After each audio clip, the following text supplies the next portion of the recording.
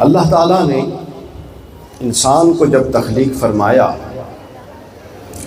تو انسان کی تخلیق میں جو اس کا پورا وجود ہے سر سے پیر تک، اس پر ذرا غور فرمائیے تو پورے وجود میں کچھ اعضائے رئیسہ کہے جاتے ہیں۔ رئیس اعضاء، جس طرح بندے ہوتے ہیں نا، ان میں کچھ رئیس ہوتے ہیں اور ان رئیسوں کا پھر پورے علاقے پر تصرف ہوتا ہے۔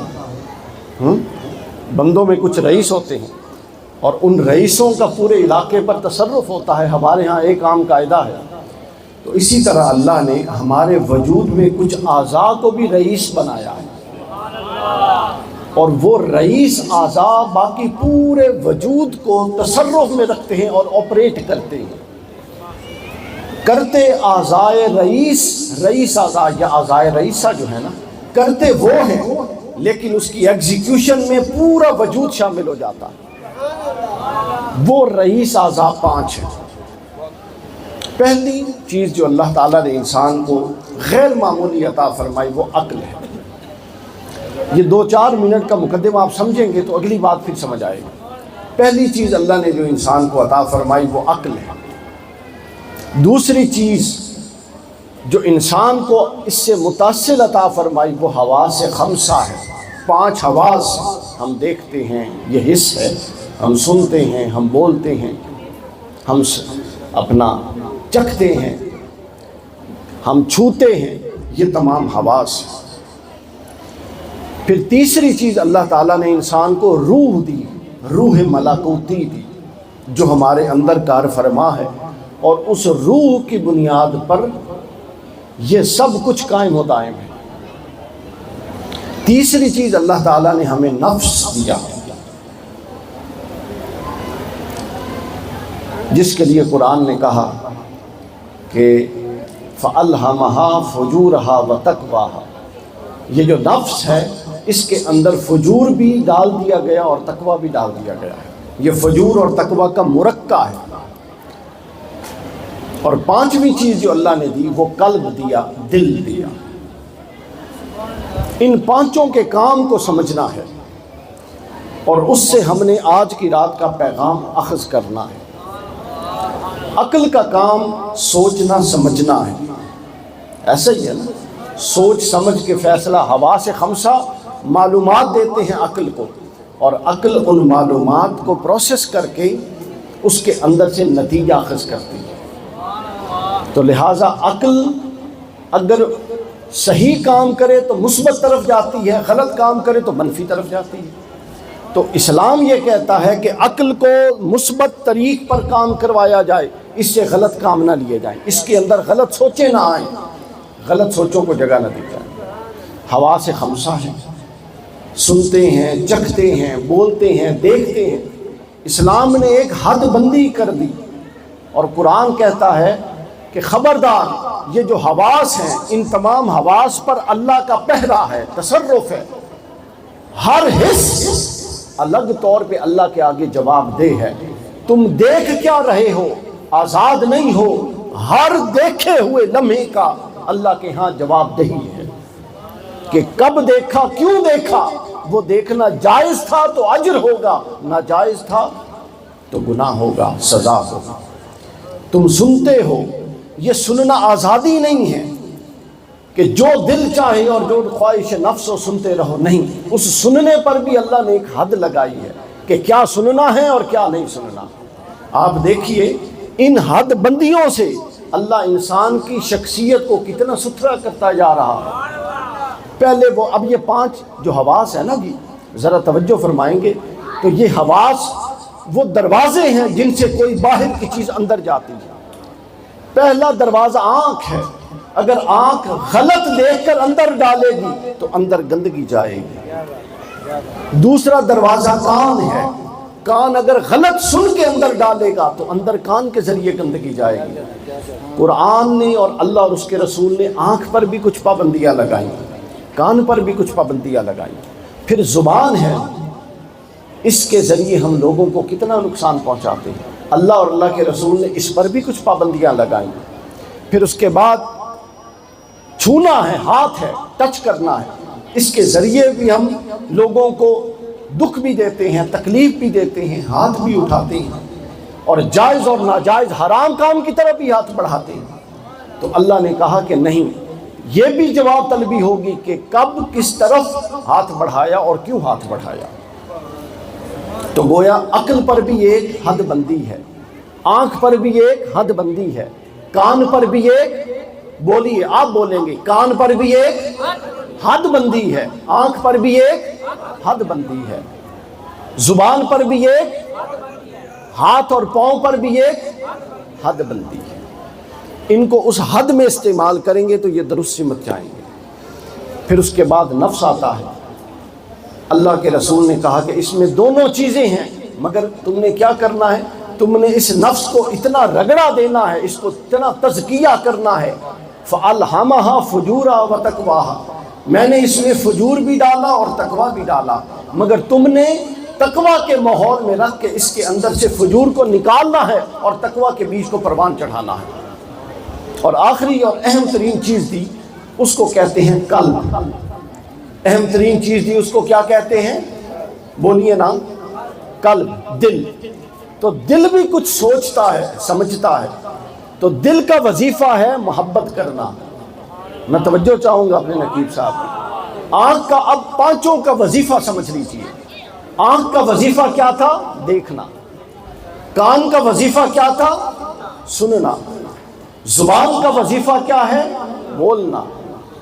ہاتھ کا وظیفہ کیا ہے، چھونا۔ نفس کا وظیفہ کیا ہے، خواہشات کو اٹھانا اور انسان کو پھر اس خواہشات میں مبتلا کر دینا۔ اور دل کا وظیفہ کیا ہے، چاہنا۔ دل کا وظیفہ کیا ہے، چاہنا، محبت کرنا۔ اب ہوا تو یہ کہ اللہ نے کہا کہ یہ میں نے پورا وجود بنایا، اے انسان تو اپنے اس وجود کے ہر عضو پر پابندی رکھ، میری شریعت کی پابندی رکھ، میرے احکام کی پابندی رکھ۔ جس چیز سے میں نے روکا ہے خبردار کوئی شے اس دائرے سے باہر نہ جائے، اس دائرے کے اندر استعمال ہو۔ مگر ہم ناقص لوگ ہیں، ہم گناہگار انسان ہیں۔ تو یہ گناہگار انسان اللہ کے حضور پکار اٹھا کہ باری تعالیٰ میں تو بڑا گناہگار ہوں، آنکھوں کی الگ حفاظت، کان کی الگ حفاظت، زبان کی الگ حفاظت، دل کی الگ حفاظت، نفس کی الگ حفاظت، یہ اتنی چیزوں کی حفاظت مجھ سے نہیں ہوتی، میں گناہگار ہوں، گناہوں میں پڑ جاتا ہوں۔ مجھے کوئی ایک چابی عطا فرما، وہ ایسی چابی ہو کہ پورے وجود کو قابو کرے، وہ ایک ایسا نسخہ ہو کہ اگر میں اس کو سنبھال لوں تو میری آنکھ بھی سنبھل جائے، وہ ایک ایسا نسخہ ہو کہ اگر میں اس کو سنبھال لوں تو میرا کان بھی سنبھل جائے، میری زبان بھی سنبھل جائے، میری خواہشات نفسانی بھی سنبھل جائیں۔ یہ اتنی چیزیں میں نہیں سنبھال سکتا، مجھے کوئی ایک نسخہ بتا۔ اللہ نے فرمایا کہ دیکھ اے بندے، مختلف چیزوں کے مختلف وظائف ہیں جو باطن کے اندر تمہاری پوری شخصیت کو چلاتے ہیں، آپریشنل کرتے ہیں، آپریٹ کرتے ہیں، مگر ایک چیز ایسی ہے کہ جو اس پورے وجود کو قابو کیے ہوئے ہے، اور وہ چیز دل ہے۔ حضور صلی اللہ علیہ وسلم سے یہ سوال پوچھا گیا کہ یا رسول اللہ بندہ کیا کرے، گناہگار ہے، اتنی چیزوں پر ضبط ممکن نہیں۔ تو حضور نے فرمایا، صحیح بخاری اور صحیح مسلم دونوں میں حدیث، حضور نے فرمایا کہ سنو کہ انسان کے جسم میں ایک ایسا عضو ہے، اگر وہ درست ہو تو پورا وجود درست ہو جاتا ہے، اور اگر وہ خراب ہو تو پورا وجود خراب ہو جاتا ہے۔ گویا کہ وہ، اور پھر پوچھا گیا کہ یا رسول اللہ وہ کیا؟ حضور نے فرمایا الا وہی القلب، خبردار رہو وہ دل ہے۔ اگر دل ٹھیک ہو تو آنکھ بھی ٹھیک ہو جاتی ہے، اگر دل ٹھیک ہو تو کان بھی ٹھیک سنتا ہے، غلط چیز کو نہیں سنتا، اگر دل ٹھیک ہو تو ہاتھ بھی غلط چیز کی طرف نہیں اٹھنے دیتا، اگر دل ٹھیک ہو تو باطن پورا کا پورا روشن کر دیتا ہے۔ امام شافعی رحمۃ اللہ تعالیٰ علیہ کے پاس ان کے ایک شاگرد آیا اور آ کے کہتا ہے کہ میں جو پڑھتا ہوں بھول جاتا ہوں، تو مجھے بتائیے کہ میں بھولتا کیوں ہوں؟ امام شافعی نے فرمایا کہ گناہ کو چھوڑ دو۔ کیا فرمایا؟ گناہ چھوڑ دو۔ وہ بڑا پریشان ہوا کہ میں ایک ذہنی ریاضت کا عمل پوچھنے آیا ہوں کہ بھول جاتا ہوں۔ اور یہ کہہ رہی ہے کہ گناہ چھوڑ دو۔ امام شافعی نے فرمایا بیٹا سن، یہ جو دل ہے یہ مسکن خدا ہے، اس میں اللہ رہتا ہے اور اسی میں اللہ اپنا نور اور علم اور معرفت ڈالتا ہے۔ جب تو پڑھتا ہے تو وہ معرفت اور نور اس دل میں آتا ہے، مگر اس دل میں پہلے گند ہوتا ہے، خواہشات ہوتی ہیں، ناجائز تصرفات ہوتے ہیں، ناجائز دعائیات ہوتے ہیں، ناجائز اور حرام رجحانات ہوتے ہیں۔ تو وہ دل میں جب نور آتا ہے تو وہ آ تو جاتا ہے مگر ٹھہرتا نہیں، واپس نکل جاتا ہے۔ یہ وجہ ہے کہ تو بھول جاتا ہے۔ تو گویا فرمایا کہ دل ایک ایسی چیز ہے، اگر اس کو قابو کر لیا جائے تو سب کچھ قابو ہو جاتا ہے۔ اور اسی بات کو ایک اور انداز سے بھی سمجھیے، دل ہے محبت کا اور جذبات کا مرکز۔ آنکھ جذبات کا مرکز ہے، بتائیے؟ کان کے اندر کوئی جذبات ہیں؟ ہاتھوں میں کوئی جذبات ہیں؟ نہیں۔ تو دل جذبات کا مرکز ہے اور جذبات پوری شخصیت اور پورے وجود کو چلاتے ہیں۔ ہم جو کام کرتے ہیں، ہمارا ہر عمل یہ ظاہر کر رہا ہوتا ہے کہ ہمارے جذبات کس طرح کے ہیں، ہماری خواہشات کس طرح کی ہیں، ہمارے پسند اور ناپسند کس طرح کا ہے۔ تو گویا جس کا دل قابو میں آ گیا اس کی پوری وجود قابو میں آ گیا، جس کا دل قابو میں آ گیا اس کی پوری شخصیت قابو میں آ گئی۔ جس نے اس بات کو ضبط کر لیا کہ دل کے دروازے ہر ایرے غیرے کے لیے نہیں کھلیں گے، بلکہ دل کے دروازوں پر وہ تالا لگا دیا کہ اس تالے کی چابی یا خدا کے پاس ہے یا صرف مصطفیٰ کے پاس ہے، اس کے علاوہ ہر ایرا غیرہ اس دل میں آئے جائے گا نہیں۔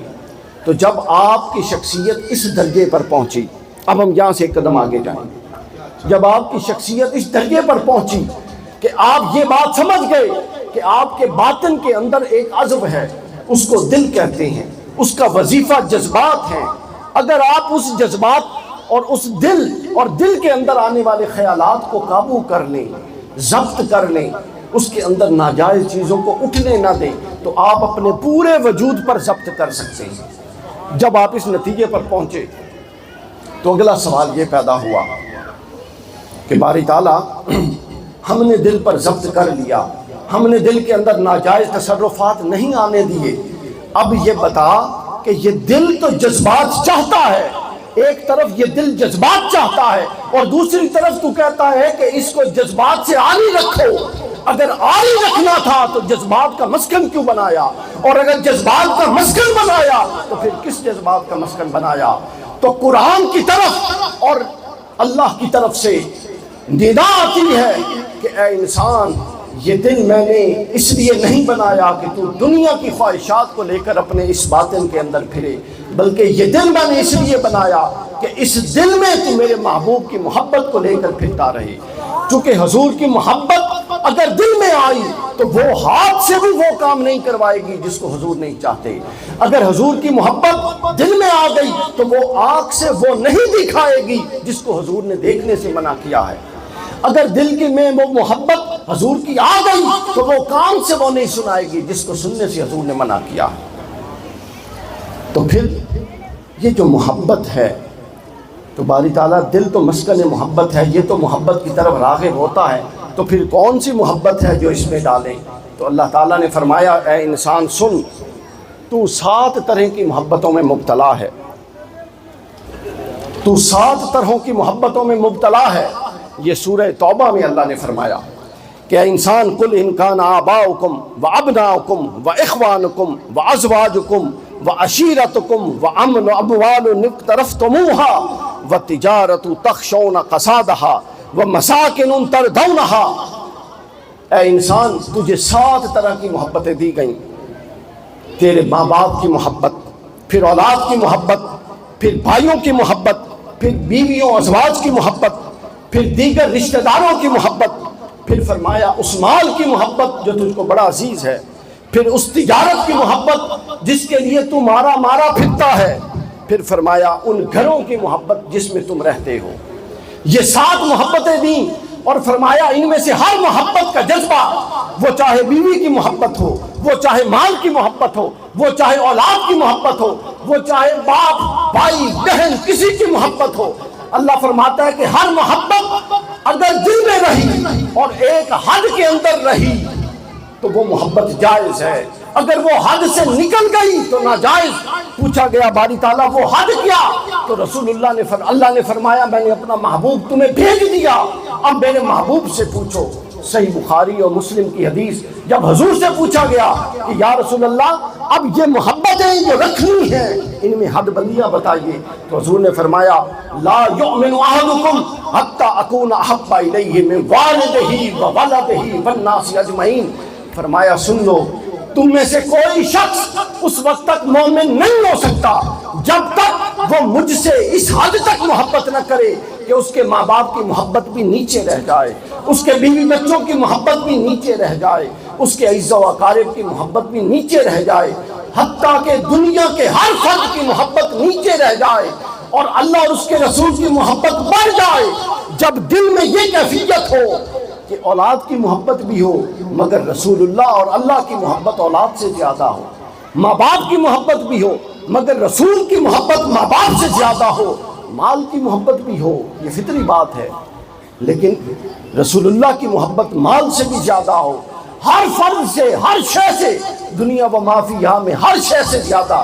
جب اللہ اور اس کے رسول کی محبت تمہارے دل میں آ گئی تو حضور نے فرمایا پھر تم مومن ہو گئے، اور اگر کوئی محبت میری محبت سے بڑھ گئی یا برابر آ گئی تو حضور نے فرمایا لا یؤمن احدکم، خبردار جس کے دل کی کیفیت یہ ہے کہ اس کے دل کے اندر محبتیں میری محبت سے اونچی چلی گئیں اور میری محبت نیچے رہ گئی، اس شخص کے ایمان کا قول بھی نہیں کیا جا سکتا، چونکہ زبان رسالت مآب نے کہہ دیا ہے لا یؤمن احدکم، وہ مومن ہے ہی نہیں، وہ مومن ہے ہی نہیں۔ مومن صرف وہ ہے جس کے دل کی کیفیت یہ ہے کہ اس کو رسول اللہ سب سے زیادہ عزیز ہے۔ اب آپ نے کبھی غور کیا ہے کہ اللہ تعالیٰ نے حضور علیہ الصلوۃ والسلام، اب ہم اپنے موضوع پر آ گئے ہیں، آپ نے کبھی غور کیا ہے کہ اللہ تعالیٰ نے حضور نبی اکرم صلی اللہ علیہ وسلم کی محبت کو ہر محبت پر غالب کیوں کہا ہے، کیوں لازم کیا ہے کہ ہر محبت حضور کی محبت پر غالب ہو؟ اب وہ سن لیجئے، اس لیے لازم کیا ہے، بھائی صاحب توجہ، اس لیے لازم کیا ہے کہ ہر شے کی ایک روح ہوتی ہے، جب تک وہ روح اس شے میں موجود ہو، خورشید بھائی، جب تک وہ روح اس شے میں موجود ہو اس کو ہم کیا کہتے ہیں؟ زندہ۔ کیا کہتے ہیں؟ اور جب وہ روح نکل جائے تو اس کو کیا کہتے ہیں؟ مردہ، میت۔ اللہ نے فرمایا کہ میں نے اپنے محبوب کی محبت سب سے زیادہ اس لیے مانگی کہ میں یہ چاہتا ہوں کہ تم زندہ رہو۔ باری تعالیٰ اس کا زندگی سے کیا تعلق؟ اللہ فرماتا ہے کہ جس طرح تمہاری روح تمہارے اندر ہے اور تم زندہ ہو، وہ نکل جائے تو مردہ ہو جاؤ گے، بالکل اسی طرح یہ کائنات مردہ تھی، اس کے اندر کفر تھا، اس کے اندر شرک تھا، اس کے اندر قدریں پامال ہو رہی تھیں، اس کے اندر رشتوں کے تقدس پامال ہو رہے تھے۔ میں نے اس جہان کے اندر روح مصطفیٰ کو ڈالا، وجود مصطفیٰ کو ڈالا، اور 12 ربیع الاول آج کے دن حضور اس دنیا میں تشریف لے آئے تو وہ جہان جو مردہ تھا وہ پھر سے زندہ ہو گیا۔ باری تعالیٰ ابھی بھی بات سمجھ نہیں آئی، اللہ فرماتا ہے ایک قدم اور آگے بڑھو، اب میں تمہیں سمجھاتا ہوں، اب سادہ انداز میں سمجھ لیجئے۔ فرمایا کہ میرا محبوب اس کائنات کے اندر روح کی حیثیت رکھتا ہے، چونکہ جب روح نکل جاتی ہے تو جسم رک جاتا ہے۔ کیا تم معراج کی شب نہیں دیکھتے جب رسول اللہ اس دنیا سے سفر کے لیے نکلے اور نہ جانے پہلے آسمان، پھر دوسرے آسمان، پھر تیسرے آسمان، کتنے آسمانوں کا سفر کیا، جنتوں کا سفر کیا، اللہ کی معرفتوں کے دروازے کھول کھول کے اللہ تعالیٰ کے معارف کا سفر کیا، مگر جب واپس لوٹے تو حضور کا بستر بھی گرم تھا، جب واپس لوٹے تو وہ پانی بھی اسی طرح ہل رہا تھا، جب واپس لوٹے تو دروازے کی کنڈی بھی ہل رہی تھی، جبکہ حضور تو اوپر نہ جانے کتنی صدیاں گزار کے آئے تھے۔ وجہ یہ تھی کہ جب حضور دنیا سے اس جہان سے نکلے، روح مصطفیٰ اس کائنات کی روح ہے، حضور نکلے تو اللہ نے کائنات پر موت طاری کر دی، جو کچھ جہاں تھا وہ وہیں رک گیا، پانی بھی وہیں سے قطرہ اگلا پھر ٹپکا جب روح مصطفیٰ کو واپس پلٹایا، کنڈی جو ہل رہی تھی وہ اگلی حرکت میں تب آئی جب روح مصطفیٰ کو واپس دنیا میں لوٹایا، بستر جو گرم تھا وہ پھر ٹھنڈا ہوا جب روح مصطفیٰ کو واپس لوٹایا، جب حضور کی روح کو نکال لیا تو دنیا اپنی جگہ پہ رک گئی۔ اگر اللہ تعالیٰ اس پوری دنیا میں حضور علیہ السلام کو نکال کے مردہ کر دیتا ہے اور دنیا زندہ نہیں رہتی تو ایک بندہ مومن اگر اس کے دل سے محبت رسول نکل جائے تو وہ کیسے زندہ رہ سکتا ہے؟ وہ کیسے زندہ رہ سکتا ہے؟ یہ وجہ ہے کہ اللہ تعالیٰ نے دنیا جہان میں حضور نبی اکرم صلی اللہ علیہ وآلہ وسلم کی محبت پھیلا کے رکھ دی۔ ہر چیز، ہر نوع، ہر عالم حضور کی محبت سے لبریز کر دی، وہ عالم نباتات ہو، وہ عالم جمادات ہو، وہ عالم حیوانات ہو، وہ پتھر ہو، وہ درخت ہو، وہ جانور ہو، ہر عالم حضور کی محبت سے لیس تھا۔ اب میں آپ کو کچھ مثالیں دیتا ہوں، بلکہ سب سے پہلے میں آپ کو دو صحابہ کی مثالیں دیتا ہوں کہ صحابہ اکرام حضور کی محبت سے لیس کیسے تھے، پھر اللہ تعالیٰ نے ہر نوع کے اندر حضور کی محبت ڈالی تھی، وہ جانور ہوں، وہ پتھر ہوں، وہ درخت ہوں، وہ چرند ہوں، وہ پرند ہوں۔ پہلی مثال، حضور نبی اکرم صلی اللہ علیہ وآلہ وسلم صحابہ اکرام کے ساتھ تشریف فرما تھے، حضرت انس بن مالک روایت کرتے ہیں۔ اب ذرا توجہ سے میرے دو تین واقعے آپ کو سنانے ہیں، وہ سنیے۔ حضرت انس بن مالک بیان کرتے ہیں کہ ایک انصاری شخص تھا، اس انصاری کا اونٹ پاگل ہو گیا۔ اونٹ کیا ہوا؟ پاگل ہو گیا، اور وہ ایک اونٹ تھا، اسی اونٹ پر اس کا سارا گزر بسر تھا، وہ پانی بھر کے لاتے تھے، چارہ لے جاتے تھے، پوری معیشت کا انحصار تھا۔ وہ حضور کے پاس آئے کہ یا رسول اللہ ہم تو بڑے پریشان ہیں، یہ اونٹ پاگل ہو گیا ہے، کاٹتا ہے، مارتا ہے۔ حضور نے صحابہ کو پکڑا، فرمایا چلو آؤ اس انصاری کے گھر چلتے ہیں۔ اس کے گھر میں پہنچ گئے، اس کے اندر ایک بہت بڑا صحن تھا اس کے گھر میں، تو وہ آخری کونے میں وہ اونٹ بیٹھا تھا جو باولا ہو چکا تھا۔ حضور نے صحابہ سے کہا تم رکو، اور حضور آگے چلنے لگ گئے۔ صحابہ کرام پیچھے سے دوڑے کہ یا رسول اللہ یہ اونٹ باولا ہو چکا ہے، کہیں آپ کو نقصان نہ پہنچا دے۔ حضور نے فرمایا رکو، مجھے صرف سرکش انسان اور سرکش جن نہیں پہچانتے، ان کے علاوہ ہر مخلوق مجھے جانتی ہے کہ میں اللہ کا رسول ہوں۔ حضور آگے چلے، ادھر سے اس اونٹ اٹھا، وہ ادھر آنا شروع ہو گیا۔ صحابہ کرام کا اس طرح بڑھ رہا ہے کہ اونٹ کی حالت تو خراب ہے، یہ کہیں نقصان خدا نخواستہ نہ پہنچا دے۔ چلتے چلتے جب بالکل قریب آیا تو صحابی کہتے ہیں ہم حیران ہو گئے، حضور کے 2 قدم پیچھے اس اونٹ نے اپنا سر یوں جھکا کے سجدے کی حالت میں حضور کے سامنے ڈال دیا۔ حضور علیہ الصلوۃ والسلام نے یہاں سے، یہ جو پیچھے اونٹ کے بال ہوتے ہیں، یہاں سے یوں پکڑا، صحابی سے کہا نکیل لاؤ، وہ نکیل لایا، اس کے اونٹ کے اندر نکیل ڈالی اور پکڑ کے اس کو کام پہ لگا دیا۔ وہ صحابی آیا اور کہتا ہے یا رسول اللہ جب سے آپ اس اونٹ کو کام پر لگا کے گئے ہیں اب تو وہ پہلے سے بھی زیادہ کام کرتا ہے اور ہمیں کبھی پریشان نہیں کرتا۔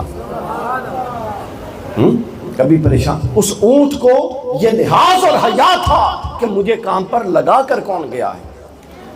ذرا بات سنیے، اس اونٹ کو یہ حیا تھا کہ مجھے اللہ کا رسول کام پہ لگا کے گیا ہے، اب میں نے کام کو خراب نہیں کرنا۔ آگے چلیے، پھر اس کے بعد آگے ایک بات آتی ہے، ایک بڑا خوبصورت واقعہ، بڑا ہی خوبصورت۔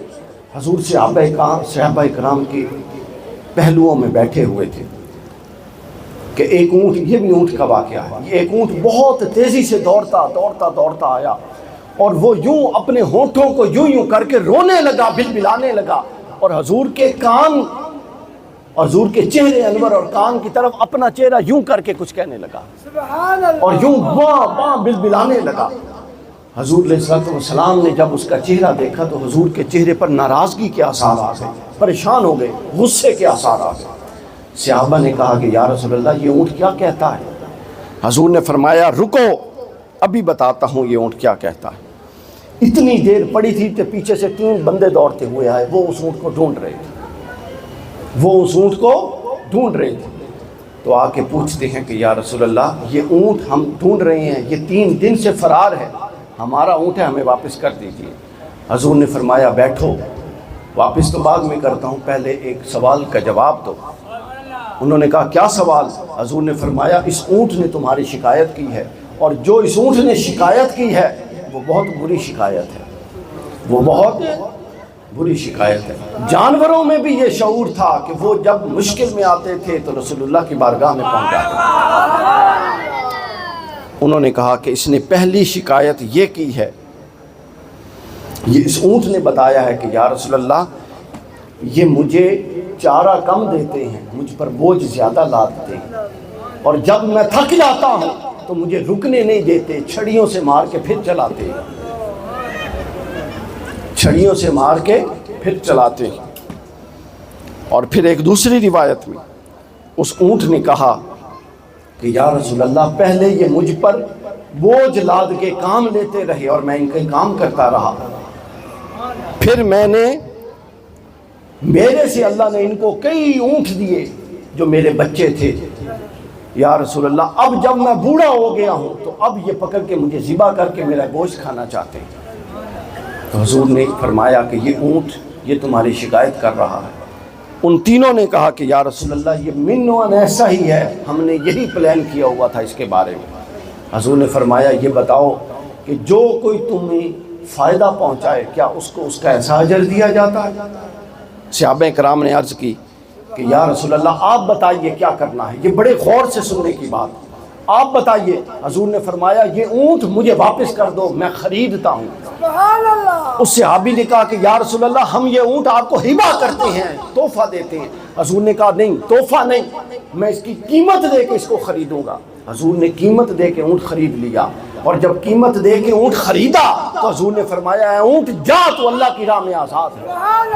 وہ اونٹ بے بے کرنے لگا، پھر قریب آیا اور قریب آ کے حضور کے کان میں کچھ کہا، ایک دفعہ کچھ کہا، حضور نے فرمایا آمین، دوسری دفعہ کچھ کہا، حضور نے فرمایا آمین، تیسری دفعہ کہا، حضور نے فرمایا آمین، اور چوتھی دفعہ کہا تو حضور رونے لگ گئے۔ حضور علیہ الصلوۃ والسلام رونے لگ گئے۔ اونٹ بھی یہ کہہ کے چلا گیا۔ صحابہ نے پوچھا کہ یا رسول اللہ یہ 3 دفعہ آمین اور 1 دفعہ رونا یہ کیا ماجرا تھا؟ حضور نے فرمایا کہ جب میں نے اس کو آزاد کیا تو اس نے پہلی دفعہ یہ کہا کہ اللہ آپ کو اسلام اور قرآن کی طرف سے بہترین اجر عطا فرمائے۔ میں نے کہا آمین۔ اونٹ دعائیں دے رہا تھا حضور کو جاتے ہوئے۔ دوسری دفعہ اس نے کہا کہ یا رسول اللہ اللہ قیامت کے روز آپ کی امت سے خوف کو اس طرح ٹال دے جس طرح آج آپ نے مجھ سے خوف کو ٹال دیا، اس طرح آپ کی امت سے خوف کو ٹال دے۔ حضور آمین کر، حضور کو امت کی کتنی فکر تھی کہ اونٹ کی دعا پر بھی آمین کر رہے تھے۔ آپ تصور تو کریں، اونٹ کی دعا پر آمین کر رہے۔ پھر تیسری دفعہ اس نے کہا، حضور نے فرمایا، وہ کہتا تھا کہ اللہ تعالیٰ یا رسول اللہ اللہ تعالیٰ آپ کے دشمنوں سے آپ کی اسی طرح حفاظت فرمائے جس طرح آپ نے میری ان سے حفاظت فرمائی۔ حضور فرماتے ہیں میں نے آمین کہا، اور اس نے چوتھی دعا یہ دی جس پر مجھے رونا آ گیا۔ صحابہ نے پوچھا وہ چوتھی دعا کیا تھی؟ حضور فرماتے ہیں اس نے چوتھی دفعہ یہ کہا کہ یا رسول اللہ آپ کے بعد اللہ تعالیٰ آپ کی امت کو باہم دست و گرے باں نہ کرے اور ان کو امن و عاطفی سے رہنا نصیب فرمائے۔ حضور فرماتے ہیں کہ جب میں نے یہ سنا تو میری آنکھوں سے آنسو نکل آئے۔ صحابہ نے عرض کیا یا رسول اللہ آپ نے آمین کیوں نہیں فرمایا؟ ابن ماجہ کی حدیث، حضور فرماتے ہیں کہ جو دعائیں مجھے اس اونٹ نے دی تھی یہی دعائیں میں اللہ کے حضور پہلے مانگ چکا تھا۔ اللہ نے پہلی تینوں کو قبول کر دیا، مگر جو آخری دعا تھی کہ میرے بعد امت اختلاف میں نہیں پڑے گی، اللہ تعالیٰ نے اس کو مؤخر کر دیا اور قبول نہیں فرمایا۔ اور اللہ نے فرمایا محبوب قلم خشک ہو چکے اور تقدیریں لکھی جا چکی۔ حضور اس امر پر رو رہے تھے۔ یعنی آپ ہمارے ہاں جو مسلک ہیں، جو اختلاف ہیں، جو تھوڑے چھوٹے معاملے پہ ایک دوسرے کے دست و گریباں ہیں، یہ حضور کو اس وقت خبر تھی، اور اس مسئلے کو لے کر حضور علیہ الصلوۃ والسلام کی آنکھوں میں آنسو تھے۔ وہ امتی کیسا ہے کہ جو آج کی رات حضور کی محفل اور میلاد اور خوشی کا باعث بننے آئے، لیکن اس کا عمل رسول اللہ کو رلانے کا باعث ہو، اس کا عمل معاشرے میں تفریق ڈالے، اس کا عمل باہم دھڑے بندی جتھے بندی اور فرقہ بندیوں کو فروغ دے۔ حضور تو سب کو جوڑنے آئے تھے۔ یعنی کیا یہ دین ہے کہ جن کو حضور جوڑ کے گئے اپنے 30-40 سال کی محنت سے؟ حضور اسلام نے احد میں پتھر کھائے، طائف میں پتھر کھائے، راتوں کو جاگے، دنوں میں محنتیں کی اور سب کے دلوں میں محبت ڈالی، اور ہم دین اس کو سمجھتے ہیں کہ اس کو دین سے نکالا جائے اور اس کو دین سے نکالا جائے۔ یہ چیز درست نہیں ہے۔ تو لہٰذا یہ اس اونٹ کی دعا کا نتیجہ تھا۔ آپ دیکھیے کہ اس اونٹ کے دل میں اللہ نے رسول اللہ کی محبت کیسے ڈالی، اور پھر اللہ نے اس اونٹ کو دعائیں کیسے سکھا دی۔ تو آپ کو اس نقطہ یہ سمجھانا منظور ہے کہ اللہ نے یہ جو محبت رسول ہے، چونکہ یہ دل کا مرکز بنانا تھا، لہٰذا ہر نوع، ہر انسان، ہر جانور، ہر چرند، ہر پرند، ہر درخت، اس کو محبت رسول عطا فرمائی ہوئی ہے۔ آگے چلتے ہیں، اب ہم اختصار سے آگے تیزی سے چلتے ہیں۔ اور کیا خوبصورت بات ہے، یہ واقعات اس لیے آپ کو سنا رہا ہوں کہ آپ ان واقعات میں اپنے ایمان کا جائزہ لیں۔ آگے حضور علیہ الصلوۃ والسلام فرماتے ہیں، حضرت ام سلمہ روایت کرتی ہیں کہ ہم ایک دفعہ ایک صحرا سے گزر رہے تھے، صحرا سے، تو کسی ندا دینے والے نے پیچھے سے ندا دی، یا رسول اللہ، یا رسول اللہ۔ ہم نے پیچھے پلٹ کے دیکھا، تو کچھ بھی نہیں تھا۔ پھر آواز آئی، یا رسول اللہ، یا رسول اللہ۔ اب یہ واقعات صرف نہیں سنا رہا، ان واقعات میں سیرت نبوی کا ایک عکس آئے گا، اور وہ عکس آپ نے اپنی زندگیوں میں پیدا کرنا ہے۔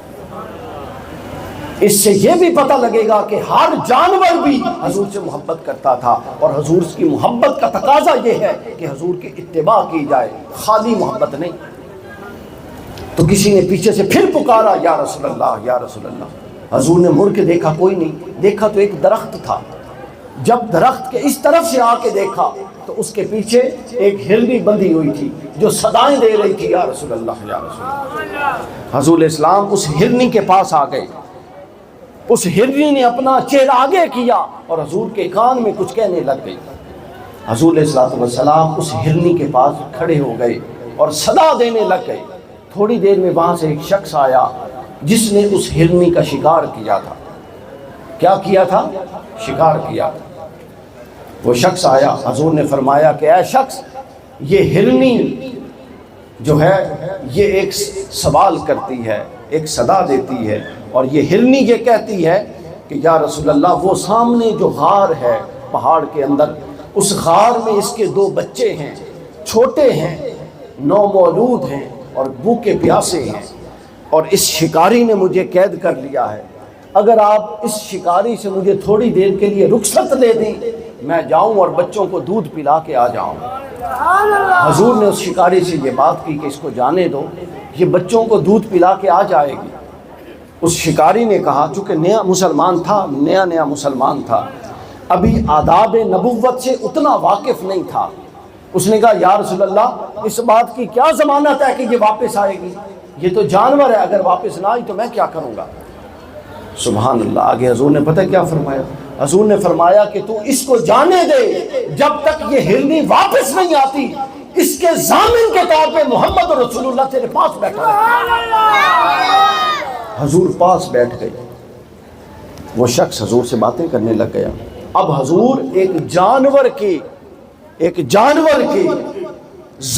ضمانتی کے طور پہ وہاں بیٹھے ہوئے۔ وہ ہرنی گئی، دودھ پلا کے واپس آ گئی۔ حضور نے اس ہرنی کو کان سے پکڑا اور اس کے حوالے کر دیا۔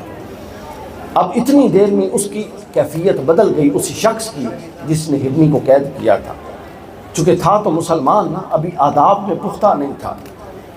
تو جاتے ہوئے اس نے کہا یا رسول اللہ، کیا میں آپ کی کوئی خدمت کر سکتا ہوں؟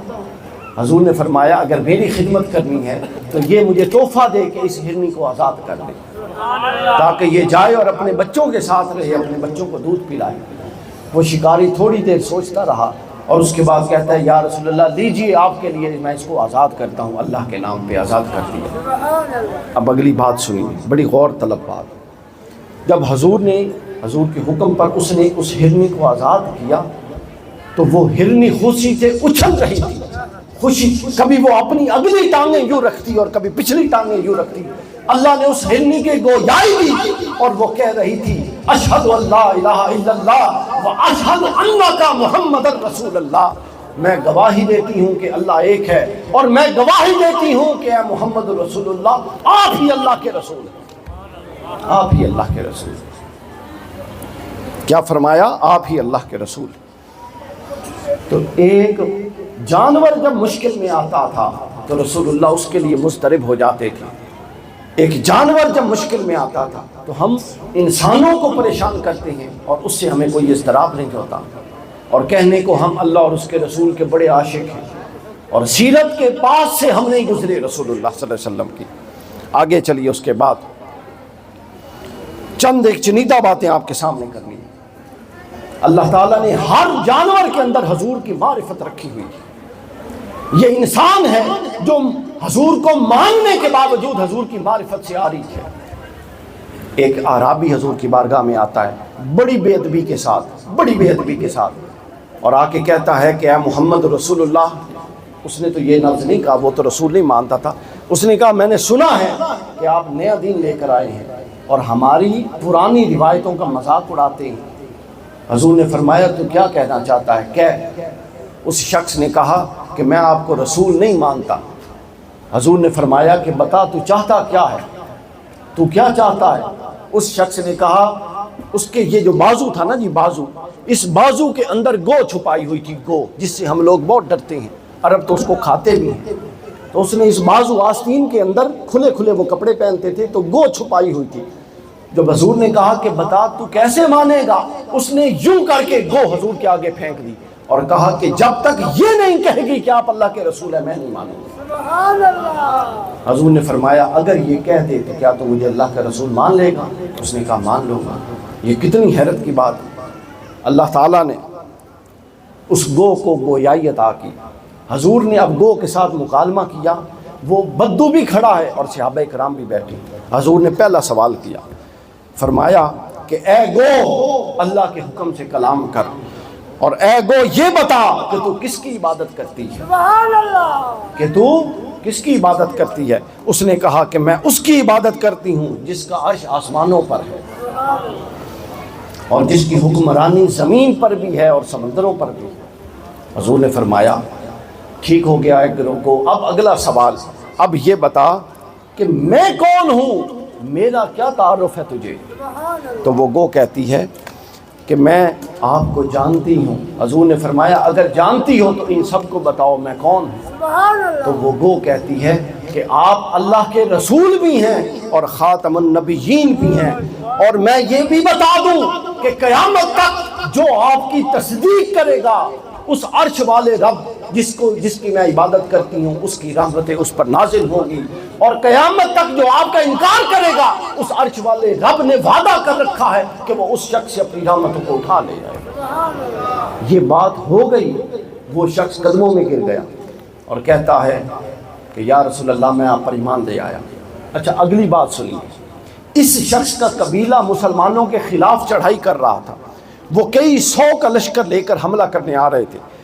یہ گیا اور جا کے حضور کو کہتا ہے کہ یا رسول اللہ، جا کے اپنے قبیلے کو کہتا ہے کہ خبردار حضور پر حملہ نہ کرنا، چونکہ حضور کے بارے میں وہ نشانی دیکھ کے آ رہا ہوں جو اس سے پہلے کسی نبی کے بارے میں کسی نے نہیں دیکھی۔ پھر اللہ نے پرندوں میں بھی حضور کی محبت رکھی۔ ہم ہر نوع کی ایک مثال لیں گے۔ پرندوں میں حضور کی محبت تھی۔ حضور علیہ الصلوۃ والسلام سردیوں کے دن تھے، وضو فرما کے موزے پہننے لگے تھے کہ ایک سبز رنگ کا پرندہ آسمان سے نیچے آیا اور تیزی سے حضور کا موزہ اٹھا کے ہوا میں اڑ گیا، اور جب وہ موزہ لے کے ہوا میں اڑا، جس کو آپ جراب یا ساکس کہتے ہیں، جراب، وہ لے کے ہوا میں اڑا، اس نے یوں اونچا کیا تو اس کے اندر سے ایک زہریلا سانپ تھا جو نیچے گر گیا۔ جبرائیل امین نے آ کے بتایا کہ یا رسول اللہ یہ سانپ تھا اور یہ دشمن تھا اور یہ آپ کو ڈسنا چاہتا تھا، اس پرندے نے اللہ کے حضور یہ صدا دی کہ باری تعالیٰ تو نے تو محبوب کو بچا لینا ہے، تیرے پاس تو بڑے ذریعے ہیں، آج مجھے موقع دے۔ اللہ نے اس کو اذن اور اجازت دی، یہ پرندہ آیا اور اس نے آپ کے اس جراب کو اٹھایا اور اس سانپ کو نیچے گرا کے آپ کی حفاظت کر دی اور محبت کا اظہار کر دیا، اور محبت کا اظہار کر دیا۔ اس کے بعد آگے چلیے، ابو موسیٰ اشعری رضی اللہ تعالیٰ عنہ۔ اب ہم عالم جمادات کی طرف آتے ہیں۔ حضرت ابو موسیٰ اشعری رضی اللہ تعالیٰ عنہ اور دیگر کے صحابہ اس کو روایت کرتے ہیں کہ ایک شخص حضور کی بارگاہ میں آیا اور یوں کچھ چھپا کے تھا، بازو کے پیچھے چھپا کے، اور کہتا ہے کہ یا رسول اللہ بتائیے میں کیا چھپا کے آیا ہوں۔ حضور نے فرمایا کہ یوں چھپی ہوئی باتیں بتانا یہ تو کاہنوں کا کام ہے، اور میں تو اللہ کی پناہ چاہتا ہوں کہانت سے۔ یوں چھپی ہوئی چیزوں کو بتانا یہ کاہنوں اور جادوگروں کا کام ہے، میں اللہ کی پناہ چاہتا ہوں جادوگر سے۔ اور حضور نے فرمایا ہمارے ہاں یہ بڑا رجحان بن گیا ہے، چھوٹا سا کام ہوتا ہے، ہم نہ کبھی نماز پہ بیٹھے، نہ مصلے پہ بیٹھے، نہ اللہ سے مانگا، نہ گڑ گڑائے اور سیدھا اٹھ کے تعویذ والوں کے پاس چلے گئے۔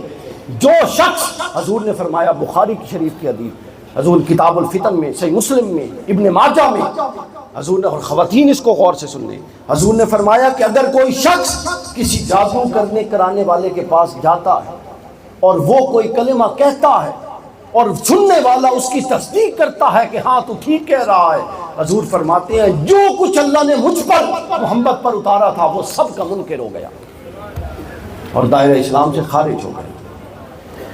آگے پھر علماء نے دو قسمیں کی، اگر وہ کہا ہوا کفر و شرک نہ ہو تو پھر اس کی سزا یہ ہے کہ 40 دن تک اس کی نماز اور دعا قبول نہیں ہوتی، اور اگر اس کا کہا ہوا کفر و شرک کے باب سے ہو تو پھر وہ اسلام سے خارج ہو جاتا ہے۔ تو حضور نے یہ فرمایا کہ میں کاہن نہیں ہوں، تو اس نے کہا کہ ہم تو اس آزمائش سے، پتھر چھپانے کی آزمائش سے یہ جو چیز چھپا کے لائے تھے، ہم یہ جاننا چاہتے تھے کہ آپ اللہ کے رسول ہیں یا نہیں ہیں، اب بتائیے کہ کون ہے جو گواہی دے گا کہ آپ اللہ کے رسول ہیں۔ حضور علیہ الصلوۃ والسلام مسکرائے۔ جس وقت حضور اس زمین پر بیٹھے تھے، اس زمین کے آگے کنکریاں تھیں کافی ساری، حضور نے یوں آگے بڑھ کے کنکریوں میں ہاتھ یوں ڈالا اور اپنی مٹھی مبارک میں کنکریاں بھر لی، فرمایا کہ اگر یہ کنکریاں کہیں کہ میں اللہ کا رسول ہوں تو مان جائے گا؟ وہ کہتا ہے جی مان جاؤں گا۔ اللہ کے رسول نے حکم دیا ان کنکریوں کو، اے کنکریوں پہلے یہ بتاؤ، حضور ہر سوال میں پہلے یہ کرتے کہ تم کس کی عبادت کرتے ہو۔ ان کنکریوں سے پوچھا کہ تم کس کی سجدہ ریزی کرتی ہو، وہ کہتی ہیں کہ ہم اس کی سجدہ ریزی کرتے ہیں جس کا کوئی شریک نہیں ہے۔ میلاد پاک پر ایک بہت بڑا اعتراض ہے، خورشید بھائی بہت بڑا اعتراض، کہتے ہیں یہ شرک ہے۔ یہ دلیل توحید ہے، چونکہ خدا تو ہوتا ہی وہ ہے جو پیدا نہیں ہوتا،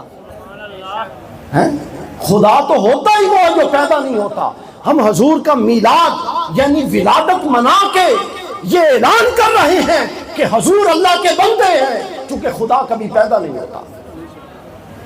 اور آگے بھی سن لیجیے۔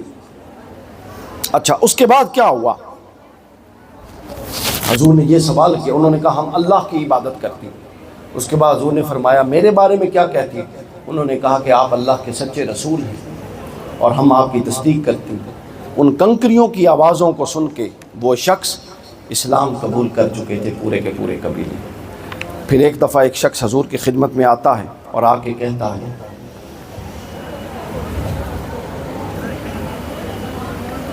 بلکہ حضور جب طائف سے نکلتے ہیں، درختوں کا بھی ایک مثال دے دو پھر ہم موضوع کو آگے اختتام کی طرف لے جاتے ہیں۔ حضور جب طائف سے آئے، طائف آپ کو پتہ ہے مکی زندگی کا آخری اٹیمپٹ تھا۔ مکہ میں جب بار بار حضور کی دعوت کا انکار کیا گیا تو حضور علیہ الصلوۃ والسلام طائف گئے، پھر طائف والوں نے پتھر مارے جس سے قلب اطہر بڑا مغموم ہوا، آپ کے نالین مبارک لہو لہان ہو گئے، اور وہاں سے جب آپ واپس آ رہے تھے تو ایک جگہ بیٹھ گئے، وہاں پر پھر ملک الجبال آیا، اور ملک الجبال پہاڑوں کا فرشتہ، اس نے آ کے کہا کہ بتائیے اگر آپ حکم دیں تو میں ان دو بستیوں کو پیس دوں، پہاڑوں کے درمیان اس وادی کو پیس دوں اور طائف والوں کو غرق کر دوں۔ حضور نے فرمایا نہیں، میں امید کرتا ہوں کہ ان کی نسلوں سے مسلمان پیدا ہوں گے۔ حضور کی یہ دعا اس طرح قبول ہوئی کہ یہ علاقہ جس میں ہم بیٹھے ہیں جس کو باب الاسلام کہا جاتا تھا، سندھ اب تو تقسیم ہو گیا، پہلے یہ سارا سندھ تھا، اس کو جس محمد بن قاسم نے فتح کیا تھا ان کا تعلق طائف کے قبیلہ ثقیف سے تھا، طائف کے قبیلے ثقیف سے تھے۔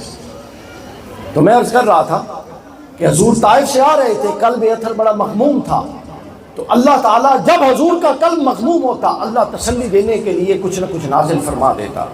تو اللہ کے رسول کے پاس جبرائیل آتے ہیں اور کہتے ہیں کہ یا رسول اللہ، اللہ پوچھتا ہے کہ ایسا کون سا کام کیا جائے کہ آپ کی طبیعت میں یہ جو اضطراب ہے یہ اضطراب ختم ہو جائے۔ حضور نے فرمایا جبرائیل، یہ جو سامنے درخت ہے اس کے اوپر جو کھجور کی ٹہنیاں ہیں، اگر یہ یہاں پر آ کے میری نبوت کی دلالت کر دیں اور میری نبوت کی گواہی دے دیں تو میری طبیعت میں کچھ بشاشت آ جائے گی۔ جبرائیل کہتے ہیں یا رسول اللہ، آپ خود ان کو بلائیے۔ سامنے درخت تھا، حضور علیہ الصلوۃ والسلام نے ان درخت کی ٹہنیوں کو حکم دیا اور فرمایا کہ میں اللہ کا رسول ہوں اور تمہیں بلاتا ہوں، میرے پاس آؤ۔ وہ ٹہنی اپنے تنے سے جدا ہوتی ہے اور یوں ہلتی جلتی، کبھی آگے ہوتی ہے کبھی پیچھے، اٹکیلیاں لیتی حضور کی بارگاہ میں آتی ہے، کلمہ شہادت پڑھتی ہے اور واپس جا کے اپنی جگہ پہ لگ جاتی ہے۔ تو آپ نے دیکھا کہ اللہ تعالیٰ نے اس تمام جہان میں حضور علیہ الصلوۃ والسلام کی محبت کو راسخ کر دیا۔ کوئی وجود ایسا نہیں تھا جس وجود پر اللہ کی رحمت اور اللہ کا فضل ہو، مگر وہ وجود جس پر اللہ کا فضل ہو اور وہ وجود حضور کی محبت سے خالی۔ یہی وجہ تھی کہ آج کی رات، یہ جو حضور کی ولادت کی رات تھی، اللہ تعالیٰ نے اس رات کو ایکسٹرا آرڈنری طریقے سے سیلیبریٹ کیا۔ اللہ رب العزت کی طرف سے وہ معجزات آج کی رات، یعنی یہ جو ولادت کی شب گزری ہے، اس ولادت کی شب وہ معجزات رونما ہوئے کہ اس سے پہلے کبھی رونما نہ ہوئے تھے۔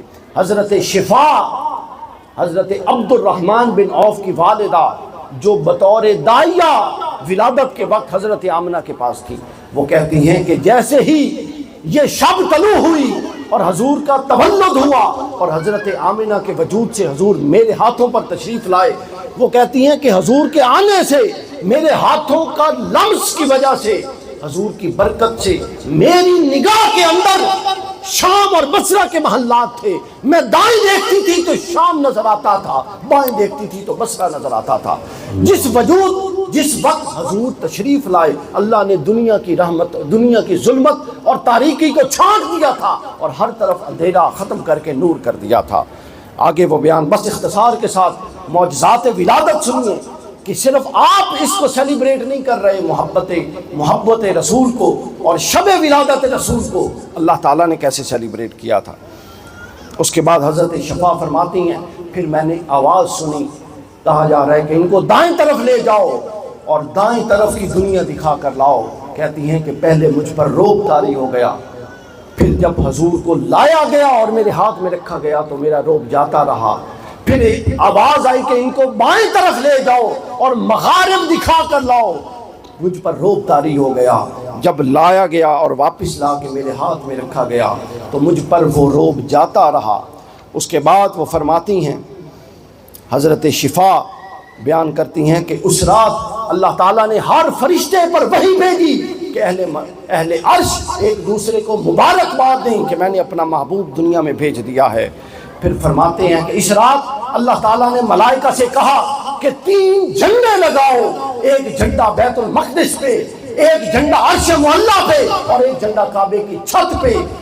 اس کے بعد حضور علیہ الصلوۃ والسلام کی آمد کی خوشی میں اللہ تعالیٰ نے کعبۃ اللہ سے اوپر سیدھا بیت المعمور کے پاس یاقوت اور زبرد کے ستون بنائے۔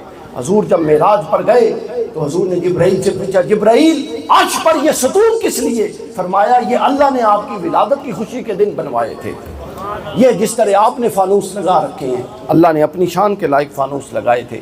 پھر رسول اللہ چونکہ دنیا کو عظمتیں دینے آئے تھے، رفعتیں دینے آئے تھے، بلندیاں دینے آئے تھے، توحید دینے آئے تھے، جہالت سے نکالنے آئے تھے، لہٰذا اللہ نے وہ عظمت دنیا کی ہر شے میں ڈال دی۔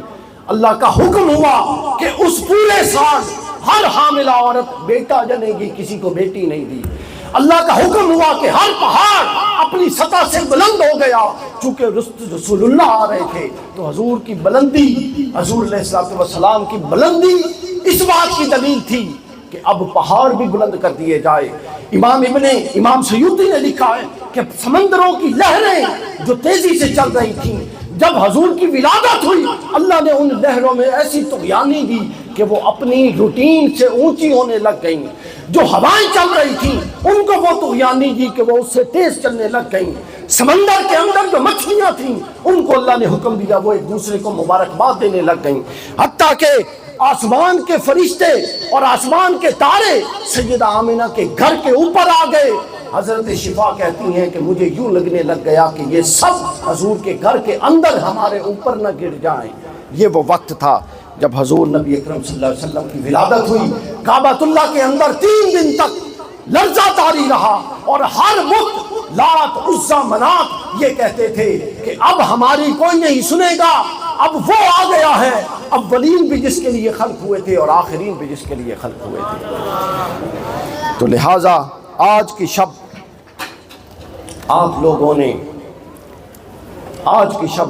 نے جو پیغام لے کر جانا ہے وہ پیغام یہ ہے کہ جتنے واقعے میں نے آپ کو سنائے اگر آپ غور کیجئے تو ان تمام واقعات میں محبت کے ساتھ اطاعت کا پہلو لازمی ہے، خالی محبت نہیں ہے۔